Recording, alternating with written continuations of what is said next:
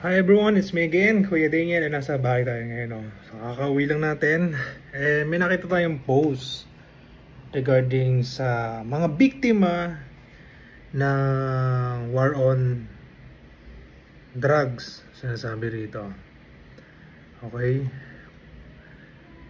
So, may isang nag-post dito na nagkiklaim na biktima raw siya ng war on Keme-Keme ni President Duterte. Pero, based dito sa post, namatay siya noong June 23, 2024. Which is hindi na presidente si Duterte at that time. So, pakita natin, karapatan natin to na maihayag na mayroong nagkiklaim na hindi naman pala biktima nung ganon, diba? So, pakita natin. Hoop! Pang! Ayan. So, thank you, Jara Funeral Services for posting this.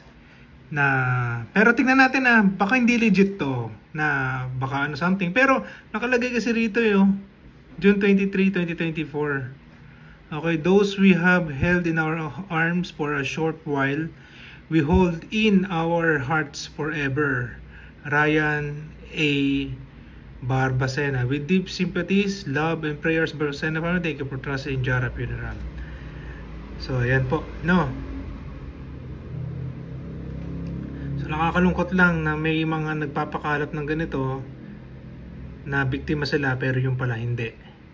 So, tigilan mo kami, Allen Sheila. Yung anak mo, adik, magnanakaw. Pinatay yan nung last year lang na si Marcos na presidente. Hindi time ni Duterte. At pinatay ang anak mo ng kapwa adik dahil ng 11.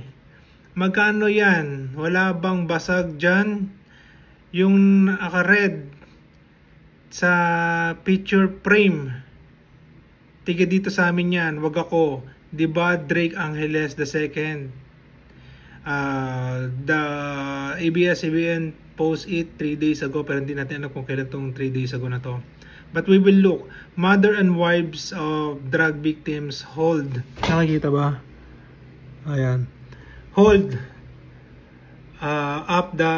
up photos of their loved ones day after the arrest of former President Rodrigo. So this week lang pala nangyari. Okay, good. So, hindi na natin ipapost to. Pero ang dami nagpa-post dito na obvious naman edited, pero palibasa mga bobo kayo hindi nyo alam. So, bakit edited? 3 days ago. Tapos nakalagay sa